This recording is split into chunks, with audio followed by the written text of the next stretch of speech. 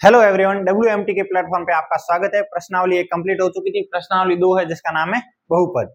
बहुपद क्या होते हैं, क्या इनके संबंध होते हैं, क्या इनकी घात होती है, किस प्रकार होते हैं, कितने प्रकार होते हैं, उनके बारे में पढ़ेंगे। तो बहुपद में पहला कोई पद लेते हैं। इसमें एक पद लिया, कोई भी पद ले लिया 5x। ये एक पद है, इसमें क्या संख्या, चर और अचर है। तो चर जो भी ये इंग्लिश के वर्ड होते हैं x y z a b c, इनको चर पद बोला जाता है, जिनका मान हमें ज्ञात करना होता है। और अचर पद संख्या ही होती है। तो यहाँ पर संख्या 5 है इसके साथ में, और अचर पद भी 5 ही होगा। और चर पद है वो एक्स है। X y z a b c, ये सब अंग्रेजी के अक्षर जिनका मान हम ज्ञात करते हैं, वही होता है चर पद। कोई भी और पद ले लेते हैं जिसमें 5x प्लस 3 ले लें, तो इसमें संख्या 5 है, 5 और 5 है, x इसमें भी चर है और अचर पद इसमें भी 5 है। और ये दोनों तरफ 5 है तो 5 है, और अलग संख्या होती तो अलग संख्या हो जाता। आगे बढ़ते हैं। बहुपद की प्रकार, पद की संख्या के आधार पर, पद की संख्या के आधार पर बहुपद के कितने प्रकार होते हैं। पहला आता है एक पदी, एक पद वाला बहुपद। तो एक पदी बहुपद में केवल एक पद होता है, जिस प्रकार ये हो गया एक पद। द्विपदी, द्विपदी में दो पद होते हैं, तो कोई भी दो पद लेते हैं, 3x प्लस 2। यह होता है त्रिपद, त्रिपद में 3 पद होते हैं इनकी संख्या के आधार पे। तो ये हो गया 2x square plus 3x square plus 3x plus 2। ये इस प्रकार से त्रिपद हो गया। तो एक पदी में एक पद, द्विपद में 2 पद और त्रिपद में 3 पद। ये हो गए बहुपद के प्रकार पद की संख्या के आधार पर, पदों की संख्या के आधार पर बहुपद के प्रकार हो गए। आगे बढ़ते हैं। बहुपद के प्रकार घात के आधार पर। अब घात, पावर के आधार पर बहुपद के प्रकार कितने होते हैं वो पढ़ेंगे। तो पहला है रेखिक बहुपद। तो रेखिक, जैसा कि जानते हैं, रेखिक यानी एक, जिसकी घात एक होती है वो रेखिक बहुपद होता है। तो कोई भी एग्जांपल लिखते हैं, जैसे 3x प्लस 2, ये एक बहुपद लिखा, इसमें x की घात 1 है, x की घात 1 है, तो एक घात वाला बहुपद कहलाता है रेखिक बहुपद। दूसरा आता है द्विघात बहुपद। द्विघात बहुपद में बहुपद जो चर होता है उसके साथ में घात उसकी 2 होगी, तो 3x स्क्वायर प्लस 2। ये हो गया एक द्विघात बहुपद का उदाहरण। नेक्स्ट है त्रिघात बहुपद। तो त्रिघात बहुपद में घात 3 होगी, तो x का 3 प्लस 2 5 जो भी लिख सकते हैं, और पदों के आधार पर पूछे तो पद आगे बढ़ा सकते हैं। तो जब एक घात होती है तो वो रेखिक बहुपद होता है, 2 घात वाला द्विघात बहुपद और 3 की घात वाला त्रिघात बहुपद। ये हो गया बहुपद का प्रकार घात के आधार पर। आगे बढ़ते हैं। बहुपद की घात क्या होती है। तो चर की सबसे बड़ी घात को बहुपद की घात कहा जाता है। कोई भी बहुपद दे दिया जाए, एग्जांपल के लिए 4x की घात 4 प्लस 3x की घात 3 प्लस 2x की घात 2 प्लस 3x प्लस 2, ये एक कोई बहुपद दे दिया, अनेक पदों वाला है। तो इसमें चाहे बहुपद कितना भी बड़ा हो, तो जब भी इसमें बहुपद की घात पूछी जाए तो चर की सबसे बड़ी घात को, इसमें चर पद x है, सब में चर पद x है, तो चर की सबसे बड़ी घात, तो सबसे बड़ी घात यहाँ 4 है, तो इस बहुपद की घात भी 4 होगी। कोई भी उदाहरण लिख लेते हैं, जैसे 3x प्लस 4 लिखा जाए, तो यहाँ पर बहुपद की घात 1 है, क्योंकि x की घात 1 है। दूसरा कोई उदाहरण लिखा जाए 2x स्क्वायर प्लस 5, तो इसमें बहुपद की घात है वो 2 है। चर पद की सबसे बड़ी घात को बहुपद की घात कहा जाता है। आगे बहुपद के शून्यक, चर का वह मान जो बहुपद को शून्य कर दे, उसी मान को बहुपद का शून्यक कहा जाता है।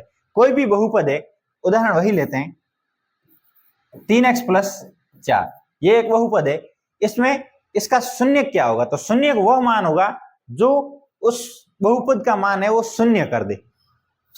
तो यहाँ पर x का मान कितना लें कि इसका मान 0 हो जाएगा पूरा, तो वही पद इसका शून्य कहलाता है। तो शून्य ज्ञात करने के लिए उदाहरण के लिए यहाँ पर रख देते हैं 3x बराबर -4, तो x बराबर -4/3, ये इसका एक शून्य हो जाता है। जब x का मान हम -4/3 रखेंगे, 3 गुणा -4/3 प्लस 4, तो 3 से 3 कैंसिल और -4 प्लस 4 0, तो इस बहुपद का मान 0 हो गया। तो इसका ये 4 -4/3 इसका एक शून्यक हो गया। तो शून्यक वो होता है जो बहुपद के मान को 0 कर दे या शून्य कर दे, उसी मान को बहुपद का शून्यक कहा जाता है। तो जो ये x का मान -4/3 था, वो इस 3x + 4 के बहुपद का एक शून्य के।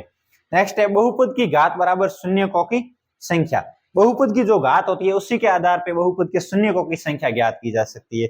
बहुपद की घात इसमें 1 है तो इसमें शून्य की संख्या भी 1 है। इस बहुपद की घात 4 है तो इसमें शून्यकों की संख्या 4 है। इस बहुपद की घात 2 है तो इसमें शून्यकों की संख्या भी 2 है। बहुपद की जितनी घात होती है वही शून्यकों की संख्या होती है, उतनी ही उसमें शून्यकों की संख्या होती है। आगे बढ़ते हैं। बहुपद के शून्यकों और चर में संबंध।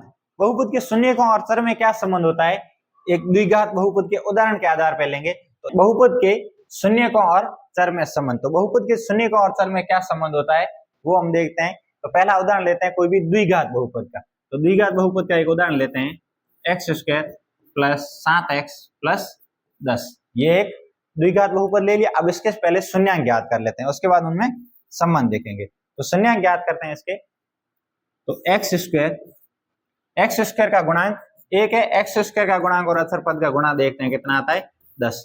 तो ऐसे कोई भी दो अंक देखेंगे, दो नंबर देखेंगे जिनका गुणा आता है 10 और जोड़ने घटाने पर प्लस के साथ, तो वो होते हैं 5 और 2। तो यहां लिखते हैं 2x + 5x + 10 कॉमन लेते हैं।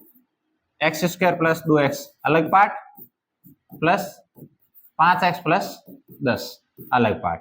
इन दोनों में कॉमन लिया x, तो x + 2 और यहाँ पर 5 कॉमन लिया तो x + 2। x + 2 दोनों में इक्वल है तो x + 2 और यहाँ x + 5। तो एक आ गया x = -2 और दूसरा आ गया x = -5। ये अल्फा और ये बीटा, इसके दो शून्यांक आ गए जिनको नाम दे दिया अल्फा और बीटा। अब संबंध क्या होता है ये देखते हैं। तो पहला होता है शून्यकों का गुणनफल, सॉरी योगफल, शून्यकों का योगफल। तो अल्फा और बीटा जो शून्य का इनका योग करते हैं तो इनका सूत्र होता है -x का गुणांक बटे x² का गुणांक, -x का गुणांक बटे x² का गुणांक। तो माइनस का माइनस x का गुणांक है 7 और बटे में x² का गुणांक है 1। तो अल्फा और बीटा का जोड़ करते हैं यहाँ। तो अल्फा और बीटा है -2 और -5। सूत्र रखते हैं -7/1, तो +-7 और ये 7 दोनों इक्वल आए। ये हो गया शून्यकों का योग। दूसरा आता है शून्यकों का गुणनफल। शून्यकों का गुणनफल, शून्यकों का गुणनफल, दोनों को गुणा करते हैं अल्फा बीटा बराबर, इसका सूत्र होता है अचर पद बटे x² का गुणांक, अचर पद बटे x² का गुणांक। तो अल्फा और बीटा -2 गुणा -5, अचर पद है +10 और x² का गुणांक 1 है। तो 5 और -5 और -2 का गुणा 10 बराबर 10। ये हो गया इक्वल LHS बराबर RHS। तो ये शून्यकों का योग और शून्यकों का गुणनफल, एक बहुपद के शून्यक और चर में संबंध है। ये हो गया परिचय पूरा। कल करते हैं प्रश्नावली 2.1। Thank you.